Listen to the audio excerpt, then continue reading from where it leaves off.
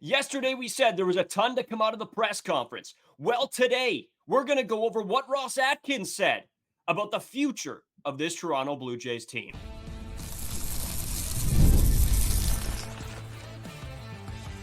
You are Locked On Blue Jays, your daily Toronto Blue Jays podcast. Part of the Locked On Podcast Network, your team every day.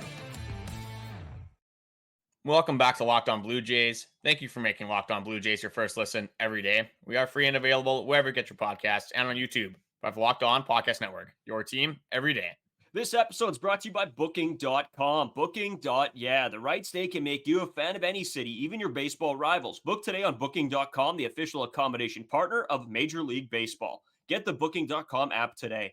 As always, I'm Braden Iwasko. He's Carter First. You can find us on Twitter, Braden5Iwasko. Carter First, too, as well on Instagram, TikTok, at Locked On Blue Jays. If you're new here, we really appreciate it if you drop a subscription. Keeps us the top of your page. If you're coming back anyway, you might as well. If you're anywhere else, go over to the YouTube, drop a subscription, hit the bell notification so you're ready for any live stream, shorts, anything like that. As well, we do have like merch out, cool designs. We're getting more up there sort of as the offseason goes along. But if you want to rep the Locked On Blue Jays squad, you can go over there. Links in the description. Click on that. Go take a peek. As well, we just created a Discord, so you guys can go check out the Discord. If you want to jump in, you can talk Blue Jays with us over there as well. That's where we sort of got one of our mailbag questions for later on this episode. We want to bring back the mailbag as much as we can. Answer your guys' questions on the podcast. We'll get into that in the third segment. We have a lot to go over with Ross Atkins from the press conference, Carter. Just starting out with some of the quotes he made, talking about the future of this Toronto Blue Jays team.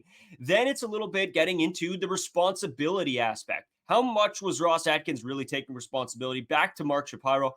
How much did he take responsibility? And how does this make you feel about each of them moving into 2025, about what they can get done?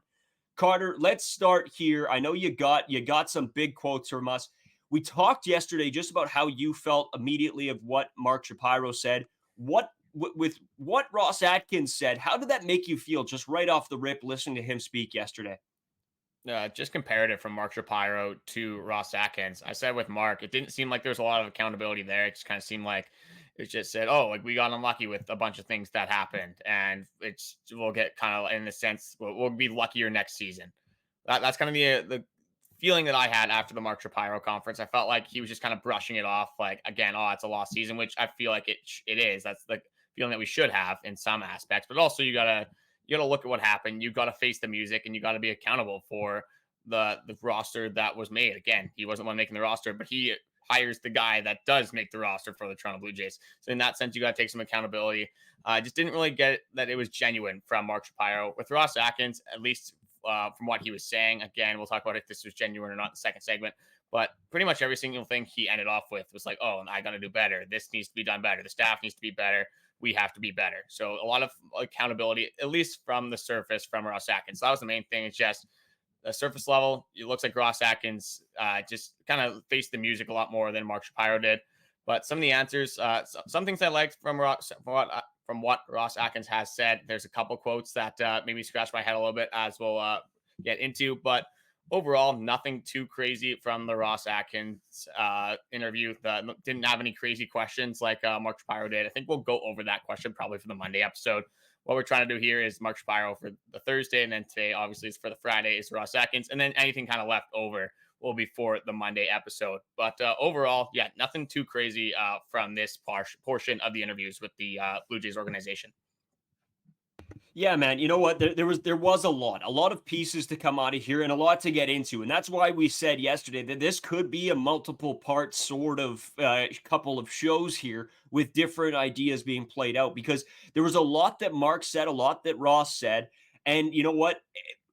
I think if we just try to, mash everything into one episode, we're not really going to get what we need out of it, right? We want to break down everything and really discuss some of these topics that are going to affect the Toronto Blue Jays in 2025, Carter. And I got to start with this one, my guy, because this one, to me, I mean, there was a lot of quotes, but the big thing, or one of the two big things that me and you keep bringing up, is the offense, right? You need a better offense. You got to get the bats going. You need timely hitting. And obviously the second was the bullpen. But I want to start here.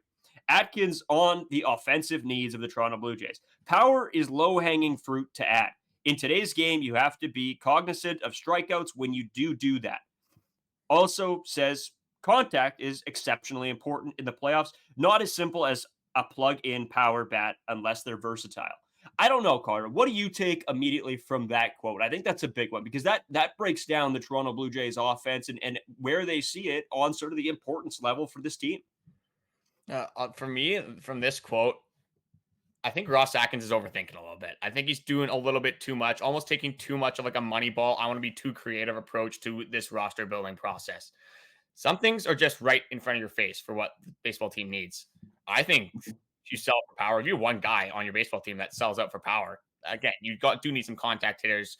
I do know what he's saying, that you do need all these players to kind of coincide together, and you can't just have 9 power hitters or 9 contact hitters on your roster. But there is an overwhelming need for home run hitters on the Toronto Blue Jays. And to say power hitting or hitting for power is low-hanging fruit and it's very easy to add in the offseason, why haven't you done that then? Like, if it's low-hanging fruit and it's so easy to do, why haven't the Toronto Blue Jays done it in any sort of capacity, whether it's paying one of these more established guys, whether it's paying the low-hanging fruit? If it's so easy to get, you should be able to get a guy on a fairly easy contract or a fairly team-friendly contract that can be beneficial for your team in 2024. So I get what he's saying, where you want complete players. You don't necessarily want like everyone on your team to be a Max Muncy where they can hit bombs, but can they play defense? Can they run? Stuff like that.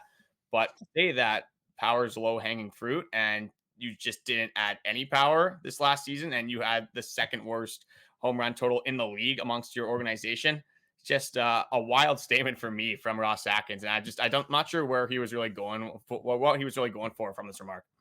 Yeah, and Carter, long go the days of, power hitters only being power hitters, right? Your best hitters are your power hitters. They're your average guys. They're everything, right? You need guys that are going to drive in runs. That's the name of the game. Yes, guys getting on base is great, but then you have a guy like Davis Schneider who, obviously didn't have a very good back half of the season. A little bit more than back half of the season. But you can't rely on him just to get on base and have 4 or 5 Davis Schneiders. You need the guy that's going to drive a deep ball, hit 25, 30 home runs. That's just something you need, Carter. And you know what? At this point, I mean, you have to sell out for it because if me and you are seeing this, then what do you think everybody else is? And let's use a very basic stat to back this up. Walks and hits per inning. So WHIP as a stat that we use fairly often on this podcast. So the average, or I wouldn't say average, but in the playoffs, you're pitching your good players. You're pitching your top 3 in your rotation. Most of these guys are going to have a WHIP around 1. So that means they're allowing 1 hit and walks or walk per inning. Just being obvious. This is an Einstein here breaking down baseball. You have 1 hit, a single or a home run. If you're averaging 1 hit an inning, that home run's going to score a run. Where you have a single, you're only going to get the first base. So you steal second, unless you're just, you're Ricky Henderson, or maybe you're Alejandro Kirk halfway through the year and you're stealing bases, you're hitting triple, stuff like that. Maybe we're still holding up for the stealing bases, but it's a lot easier to score off of 1 hit than it is to just combine for 4 hits, 3 hits, whatever it is in an MLB game. And this is where the power comes into play. Again, these pitchers are so good that sometimes they make these mistake pitches and you're going to have to do damage on 1 pitch rather than just trying to work these huge rallies in. And it's a lot easier to hit a home run, again, and numbers wise, a lot easier to home run for 1 at bat than it is to get hit 3 or 4 singles in that aspect. So in some ways, you got to have some power hitters. You got to have some guys that can drive the baseball. You can't just sell it for contact hitters time and time again. Because as you know, even if you hit the ball hard in some instances, it goes right at players. You can get unlucky. There's luck involved in a game. When you have more at bats, you need more luck to have those at bats go successfully, no matter what, even if you're hitting the ball as hard as you can. So you're going to need power on a baseball team, and it just shows for this season. You're 29th in the league in home runs, and your offense struggled immensely through the first, honestly, 2/3 of the season. If you didn't have Vladimir Guerrero Jr., the home run number is already bad. Vladimir Guerrero Jr. is your only 30 home run hitter. You're going to need another power bat if you want to be competitive for 2025. Yeah, man. I mean, that's exactly what we've talked about all season long. And this is, I think, what's frustrating for Blue Jays fans as a whole is the talk around power hitters. And again, I go back to this same thing. Baseball's a different game now, right? That your power hitters aren't just, 230 hitters hitting, the bombs. They're your 275 hitters that also hit home runs. That's the difference in today's game of baseball. So you're looking for your average guys. Your average guys are probably some of the same guys that are driving in runs as well. So that's why this quote sort of just strikes me differently and a little bit, makes me sort of wince, because at the end of the day, you look for the best hitters. You're not looking at specifically their swing and whatever. These guys are drafted and probably in the MLB already. You're looking for the guys that have proved and shown results. That's what this team needs. Somebody that has already shown results and is still in that prime piece of their career where they can continue to do it for the next few seasons with the Toronto Blue Jays, Carter. Well, and we talk about free agency as well on this podcast. And Ross Atkins says he doesn't want these power merchants. He doesn't want the low-hanging the power hitters. He wants a more complete hitter. Let's look at a guy like Alex Bregman, for example. Like, I just pulled up his stats right here against right-handed pitchers, a guy that's going to be one of the more touted baseball players in this free agency. So against right-handed pitching, he is hitting 274, or hit 274 with a 327 on base percentage, a 464 a 464 slugging for an an OPS. My numbers are all whack. OPS of 791 with an OPS of 711 against left-handed pitching, for an average of 224. Alex Bregman isn't very good at hitting left-handed pitching, just obviously from those numbers. A lot of these free agents that are supposed to be the highly touted free agents that can come to your organization have their flaws as well. So to get a complete hitter from free agency, it's almost just a flawed concept, because if you have a complete hitter, you're probably not letting him go to free agency in most scenarios, unless, again, you have your unicorns, you have your Shohei Ohtanis, you have your Juan Sotos, things like that. These players don't come around a lot of the time. So when you have guys like Vladimir Guerrero Jr., Bichette, cemented guys, compared to these free agents aren't going to be the end-all, be-all. You're going to need to rely on these younger guys, the guys that are still building up their careers and haven't necessarily reached their prime yet. So with this free agency stuff as well, you're not going to get complete hitter from free agency. It's usually you're going to get more of these complete hitters from within. So with Ross Atkins, again, you're not going to be able to get these complete hitters a lot of the time from free agency. So you're going to have to sell out for some attributes. You're going to have to get a bunch of different players to kind of complete this one really, really good player in a lot of these aspects. So it's going to be a little bit of a puzzle almost that he's going to have to build for this roster. I mean, that's baseball. At the end of the day, it's all about puzzle pieces. Where do guys fit? How do they fit? And it takes a while to find a team that, fits together perfectly. But that's baseball. That's his job. I don't think this is rocket science and thinking that if you're a general manager of a team, that is your job. I don't know what else to say. It's that simple. That's your job, to figure out how these pieces go together. So at the end of the day, I mean, we still got so much more to get into here, Carter. And this is what we talk about. One quote takes us into a bit of a spiral. That's why we're going to be going over these the next few days so we can really dive deep into this. But in saying that, we got a few more quotes before we get into the sort of the big overall picture of how do we honestly feel about what these two guys have said. So we're going to take a quick break. We'll be right back with more of Ross Atkins from that press conference the other day. Today's episode brought to you by Tonal. You guys know I've talked about this quite a bit as well. For those of you who thrive on getting stuff done, including workouts, every minute counts. That's why you need Tonal, the smart strength training system that takes the guesswork out of working out so you can make sure you're making the most of every rep. Tonal is the world's smartest and most effective strength training system that helps get you stronger, powered by AI. Tonal learns with every rep so it can deliver workouts personalized just for you. Tonal learns from your movement and provides suggested weight recommendations for every move with detailed progress supports. They even create personalized programs and workout suggestions on recommendations based on your individual goals. It's like having a personal trainer at home with you, as Tonal will optimize every workout just for you. And like traditional gym equipment, Tonal uses adaptive digital way to advance your training techniques. From professional athletes to the mom of three, Tonal is trusted by thousands who have become their strongest selves. Right now, Tonal is offering our listeners $200 off your Tonal purchase with promo code LOCKEDONMLB. That's Tonal.com and use promo code LOCKEDONMLB for $200 off your first purchase. That's Tonal.com, promo code LOCKEDONMLB for $200 off.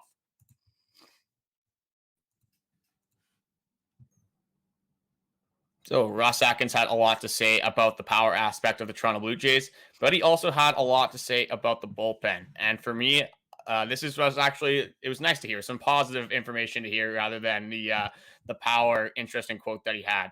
So it looks like from what Ross Atkins has been saying, the vibe that I got is that he is going to be fairly aggressive in his pursuit with free agent bullpen arms, which is obviously a huge concern for the Toronto Blue Jays. Bullpen was probably the worst thing out of the three major components of a team, where you have your bullpen, you have your positional players, and you have your starting pitching. The bullpen for me was definitely the worst out of those three. So this is from Thomas Hall. Listening to Ross Atkins, it sounds like the Toronto Blue Jays plan to be aggressive in the reliever market this winter, whether that's through a free agency trade or both.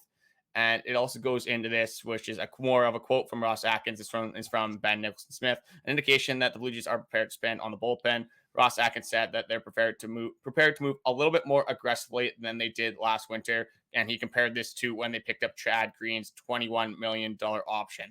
That's the biggest bullpen deal by far up to this point under the Ross Atkins era. And he says he wants to be more aggressive. So that means it should be allocating a little bit more money towards the bullpen. You get an arm like Chad Green. He was brought in to be a higher leverage guy, whether it was the 7th, 8th inning. Not necessarily brought in to be a 9th inning guy, but here we are. Look at Chad Green. Look what he did with the Toronto Blue Jays last season. Shouldn't have to do that again, but this just goes to show that Ross Atkins should be serious about bolstering this bullpen. And he wants a high leverage reliever to be on the back end of this bullpen rotation. So, Carter, let me ask you a question here, because I start to get worried, right? When I hear quotes like this of him wanting to prioritize the bullpen and really, go after guys, does this worry you at all that Ross Atkins will put too much thought into the bullpen and sort of neglect some of the other issues with this team? And yes, the bullpen needs help, but like we said, sometimes the bullpen is finding diamonds in the rough and moving sort of quickly throughout the season. Whereas if you need a power bat and you need guys like that, that is I still believe is more important. But yes, I do want a better bullpen, and I like what he said. But I'm just hoping, Carter, and this is maybe a question for you too, is do you think that he's going to overcommit to this and he's going to get too locked in on the bullpen and sort of leave everything else to the back burner? Here's my stance on the bullpen, as we've kind of went over for these last couple weeks here, is you pay these bullpen arms, you pay these guys that have been good bullpen arms throughout history, throughout their careers in the MLB, unless you're getting the top tier guys that have been consistent for a long period of time. A lot of these bullpen arms are year to year. A lot of the time you can get an arm you think is established and he absolutely falls off the face of the earth and you DFA him and he ends up on your rival's division team, Tim Mesa, right there. You look at the Toronto Blue Jays bullpen from 2023, you completely run that back, a top 5, probably top 3 bullpen in the league. Some said it was number 1. And it goes to a bottom 3 bullpen in the entire league. So even if you're paying bullpen arms a lot of the time, they're not sure things. And I know I said that for free agency, you're not going to get a complete hitter, but you are going to get the more well-established hitters, and you can draft or you can sign these guys for what they're good at. For example, like a guy like Alex Bregman, who can hit right-handed pitching. You can get a guy that can hit right-handed pitching. But you could also sign another guy that is very good at hitting left-handed pitching. You can platoon those guys, use their best attributes for one. When you have bullpen arms, they're just kind of in the bullpen. Like you're using them as high leverage, using them as low leverage, whatever it is. But most of the time, those positional players, they're not just all of a sudden going to fall off the face of the earth and not be able to do what they're normally and throughout history they've been best at, which for Alex Bregman is right-handed pitching. For the bullpens, either you're effective or you're not. That's just kind of how it is. There's really no middle ground. Yes, you can kind of skate by with some starts that you don't have your best stuff. But overall, with the bullpen, it's either you're efficient and you're productive or you really aren't. So I think it's a lot more risky to be higher in on these bullpen arms, allocating more money to these bullpen arms as opposed to some of these positional players. For me, I'd rather, again, maybe you get one bullpen arm that looked really good this last season, and then you kind of do this trial and error thing where you try to get some guys that maybe have had a history of success, but maybe are just sort of fumble in the recent years of their playing. And maybe you can get Pete Walker in their ear. Maybe you get Pete Walker to revive some of these contracts and get some arms kind of off the street for your bullpen, at least in the lower leverage aspects. Yeah, and that's exactly where I am too, Carter, is that I don't necessarily want this to be everything that happens in free agents or in the offseason is, okay, who's the great bullpen arm we can get? No, I want the power bat. I want the position player that can hit the baseball and improve this team's offense, because we've seen a lackluster offense this past season. Yes, we've seen a lackluster bullpen, but with guys like Jordan Romano returning, Erik Swanson looking better than he did at the start of the season, obviously, I think there's going to be a big upside here for some of those guys returning. then, I just cannot believe that the bullpen will be as bad as it was. Yes, adding a couple pieces for sure. It's great. You always want to add pieces where you can. But I do not think that this has to be the number one priority for this Blue Jays team moving into 2025. See, I mean, like taking a step back though, I think this is way better than Ross Atkins saying, "Oh, the bullpen's fine. We don't have to do anything about the bullpen. Let's just ride it going into 2025." I'd rather have Ross Atkins maybe overpay for some of these bullpen arms. You can never, like we've said it before, you can never have too many pitchers in a bullpen, as we've seen this year. You have some injuries, you have some players that don't necessarily perform up to expectation. You're going to need some guys to pick up the slack in a lot of these scenarios. So we're definitely, you got to address this bullpen. I'd rather him over address the bullpen than under address the bullpen. But if you're saying like you're capped at spending $60 million, and again, this is probably not the number, I'm just throwing a number out there, and you allocate $50 million to the bullpen and $10 million that's left to the positional side of things here, that's probably a stance where me and you are not going to be too happy. We could have the best bullpen of all time if we can't score runs. Don't really need another 2023 season for the Toronto Blue Jays. But I mean, when you go back to last season compared to 2023 seemed like heaven compared to 2024. So maybe wouldn't be the worst scenario if we go back to 2023 rather than 2024. But how about let's just make it easier and let's just get the power bat that we've been wanting the last two seasons. Yeah, you'd think that would be the goal here. And we'll have to see, right? They did talk about that and bringing in other pieces. So we'll just have to wait and see of what pieces those are, Carter. I know you had some other quotes here. Let's jump into those just before we sort of hit the mailbag segment, because it was sort of a fun question that I saw. So yeah, and my last little thing here is just Ross Atkins just being adamant that they want to be a World Series contender next season. They do want to run it back next season, and being adamant they want to do it around the core of Bichette and Vladimir Guerrero Jr. So in the stance of are Bichette, are Vladimir Guerrero Jr. going to be re-signed? I know I referenced this a little bit in the last episode, but again, wanted to bring it up because Ross Atkins talked about this as well. This guy looks like he's a huge fan of Vladimir Guerrero Jr. and Bichette. So I have it as them being favorites, definitely to sign. I see that as being more realistic than them hitting free agency. What I am a little worried about is from the quotes that we got from Ross Atkins is the ability to spend in free agency, and not only spend in free agency, get the right free agents in, the guys that will actually be impactful. Because as we know from Ross Atkins, the free agency is where he has some weak points and where he has not hit on some of these free agents that we've needed. And my worry is that he kind of does this thing where he puts too much emphasis on how good Bo and Vladdy are, because these guys are very good baseball players, but I don't think they can carry this entire offense by themselves, especially if they go through periods where they're not playing to their average capabilities. Is that you're going to need some other players to supplement these guys. And this leaves me a little worried that Ross Atkins might not do enough, especially from the power standpoint, to help this offense actually be productive and be I'm looking for even a top 15 offense in this league for next year. Yeah, dude, we talked about it, right? You need those supplementary pieces, those complementary pieces to surround Bo and Vlad. They can't do it all. George Springer, to me, I fully believe this isn't a complimentary piece right now. Yes, he's had stretches of good, but it's not enough. You need another big guy and maybe two more big guys that come in and can hit, we're not saying Vladimir Guerrero Jr. levels, but that can hit home runs, can drive in runs, can produce offense. And yeah, if Ross Atkins isn't able to bring that in this offseason, Carter, we're going to be looking at the same spot we were in heading into 2024. And that's a big worry for me as well. And again, we haven't seen a thing that's going to happen in this offseason. This is all what we assume and what we're gathering from these quotes and the things that Ross has said. And he could go off and make a big signing and shock us all. But we've had 9 years of them. And seeing patterns, what do you expect, right? If I'm playing poker, I'm folding. I don't know, right? I'm not going all in. So that's just again, there's a lot to come out of the free agency offseason here, Carter.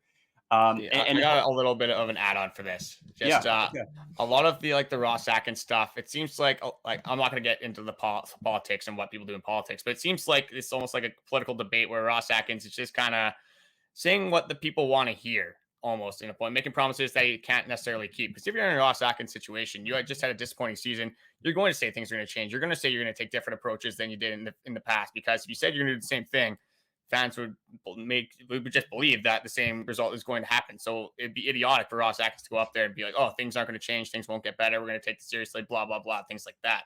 When I start seeing, again, and this is where it kind of contributes to it, is that beyond the, this is from Keegan Matheson, beyond the usual additions beyond the usual additions or restructuring among executives, it doesn't sound like Ross Atkins is making any significant changes to the Blue Jays front office either. He's made those firings, obviously, that we mentioned before.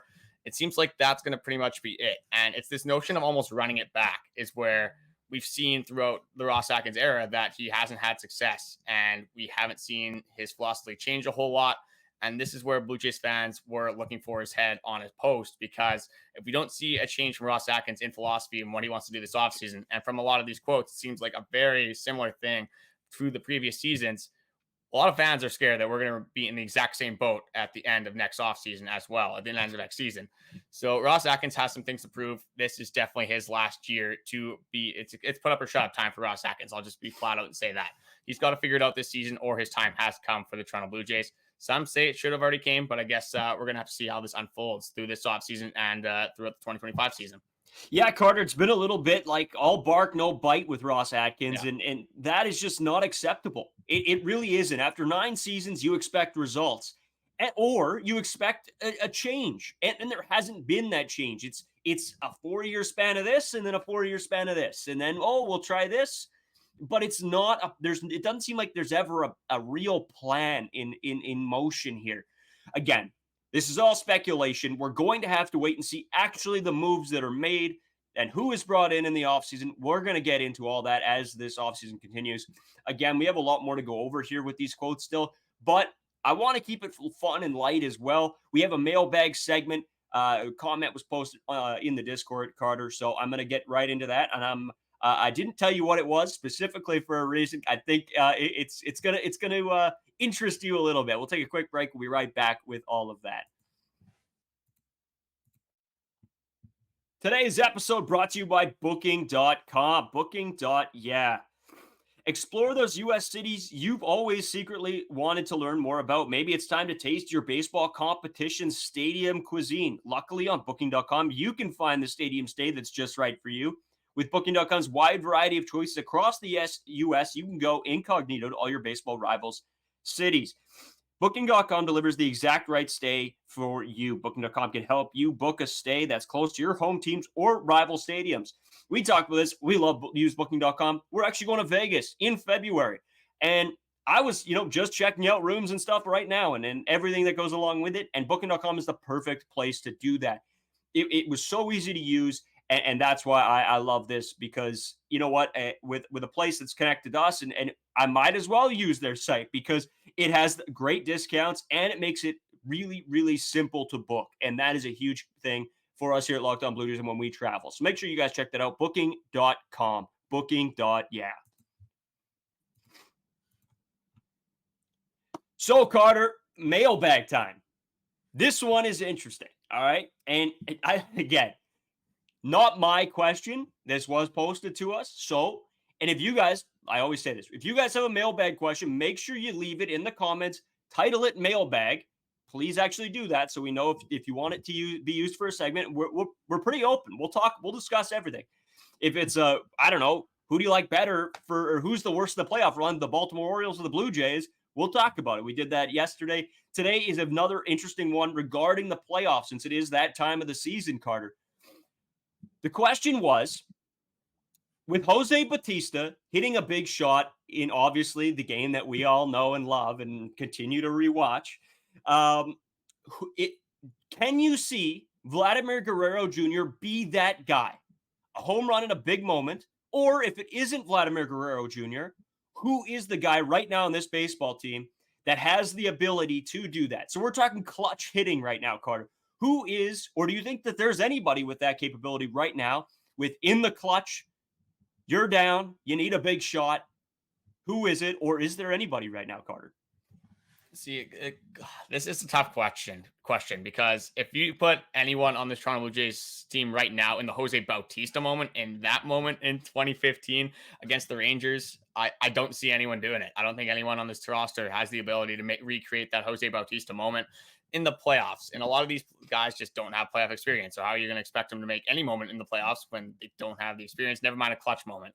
So for the playoffs, I don't think there'd be anyone on the team that could recreate like a Jose Bautista moment. I think if you're going to pick anyone, it would be Vladdy, I guess, right? For that little bat flip, I could see him being emotional and getting that fired up. If you want the reaction like Jose Bautista, it's probably Vladimir Guerrero Jr. For a clutch team, though, I don't know. The Blue Jays, that stat we don't really talk about. They were number one in the league with runners in scoring position with 2 outs, something that we were asking for a lot in 2023. So for a clutch team, I guess if you want to argue that's clutch, sure. I guess in some aspects this team would be clutch, but for me, like I want a playoff win before I can even fathom a Jose Bautista moment. That's kind of where I'm at with this question. It's like let's get any sort of playoff success before we talk about this big clutch moment. I think that's why there's this big disconnect for me. There is that it's hard for me to vision and think about a Blue Jays player in that clutch situation because it seems like we're so far away from a moment like that. It seems like we're not even in the same universe as a Jose Bautista bat flip. Yeah, man, it was a funny question. It sort of did get me thinking. I'm like, right now I can't even fathom that. So it was a funny. Maybe your boy David Schneider. Like maybe we lead a little bit there. He's had a few clutch moments from here and there. Like I think it has to be Vladdy. If I'll give an actual answer, it's gotta be Vladdy. But if it's not Vladdy, I'll give it to your boy. I'll give it to David Schneider. I can see him kind of fit in that mold, especially with the. Some are saying it's a Linsanity run. We're gonna have to figure out if it was or not. Obviously, his rookie run, but obviously we're on board with David Schneider making a little bit of a bounce back season for 2025. But hopefully, he can be around to make that clutch moment for the Blue Jays in 2025. Maybe we'll get grace with that. Yeah, dude, we'll have to wait and see. This was an interesting question. I love these mailbags because they are these sort of hypothetical, strange questions, maybe that we wouldn't really think about, and they're just thrown to us, and it makes for a great segment. And so make sure you guys do, if you have a question like that or whatever, make sure you tag it mailbag and then, ask your question away in the comment section or on the Discord or anywhere you guys see us on Instagram, TikTok, whatever. And we'll use it for a segment. Carter, I'm sort of in the same boat. It's just unfathomable right now. But yes, Vladdy, I love the David Schneider answer. Don't get me wrong. But yeah, Vladdy's probably realistically the only guy. I could see him doing the old, the bat twirl to the side and, running down. I don't know, man. If this was 2 years ago, maybe you could say George Springer, obviously World Series MVP. But now, I mean, after last season, that's one guy I thought of, and I kind of shut that down immediately in my head. But we got to at least win a playoff game. Maybe someone can provide a clutch moment there and just be the new favorite for a clutch moment and maybe an ALDS. We'll work towards that. There is one more thing I wanted to quickly go over. We're not going to spend too much time on this. We talked about this off camera. We wanted to put in our picks for the wild card. We did have our picks made, but didn't have time to present them to you guys. So we're just going to go over the divisional rounds quick, Braden. I'm just really going to ask you for a winner.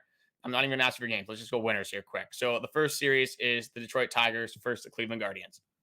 Yeah, man. The Guardians are so good, dude. They are so good. Don't get me wrong. I'd want the Tigers to win, but the Guardians, man, it has to be.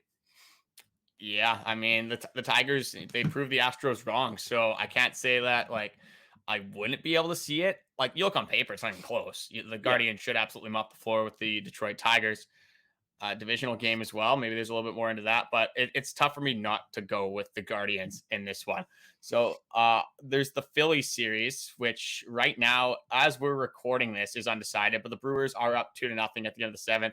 So I guess for this, we'll run with the Brewers. Maybe we'll be wrong. Maybe Francisco Lindor will, again, just hit a home run in the clutch situation, and maybe it'll be the Mets. But for this scenario, we'll use Phillies Brewers.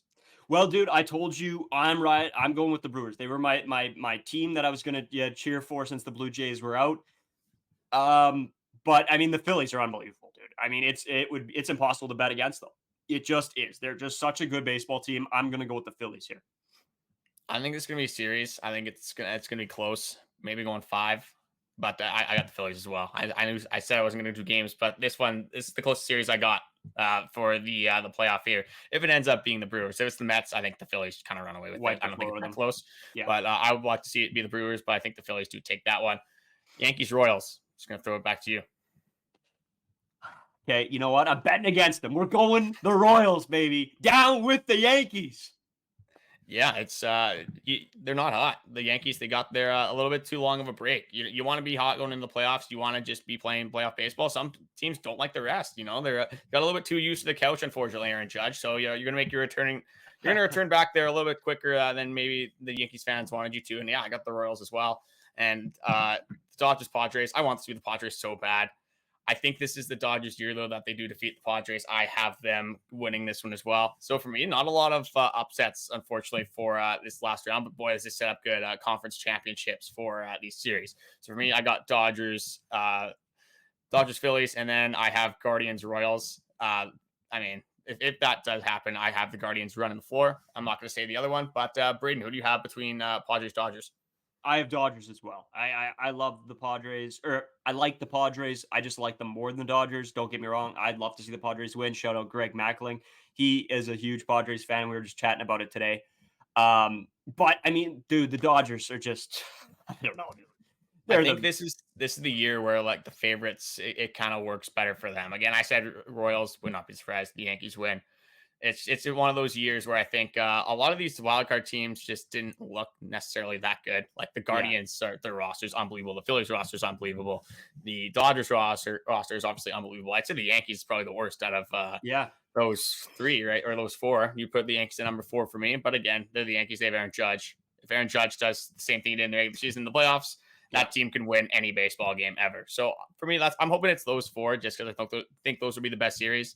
But that storyline for the Detroit Tigers, they end up upsetting the Cleveland Guardians. That's my wagon. That's my wagon right there. Unfortunately, if the Guardians do get upset, but that's all I got. We're heading into a weekend. That's pretty much where we're at. Probably go watch some NFL football after this. Got some fantasy guys going, obviously, for this Bucks Falcons game. But as for Blue Jays baseball, like we're gonna hope for some more news. It's been nice this week. We've gotten pretty lucky. We didn't think we'd get a lot until obviously the Ross Atkins interview.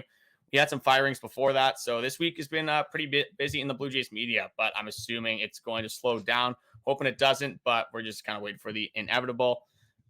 Again, there's some good things and some bad things, but we'll be coming at you guys with a bunch of Blue Jays content no matter what, whether there's everything to talk about or absolutely nothing. And we're talking about what color the grass is outside at some point in middle November. But you got anything else to add before we do take off for the weekend? The last thing I got is make sure you guys go out and check out Locked On MLB. Obviously, we love you making us your first listen every day. Go make Locked On MLB with host Paul Sullivan Sully your second listen every day. He's going to cover the big storylines throughout the the playoffs here, covering every team. So make sure you check that out as well. Besides that, guys, have a great weekend. Get out of there, watch some playoff baseball, have a good time, even though the Blue Jays aren't there.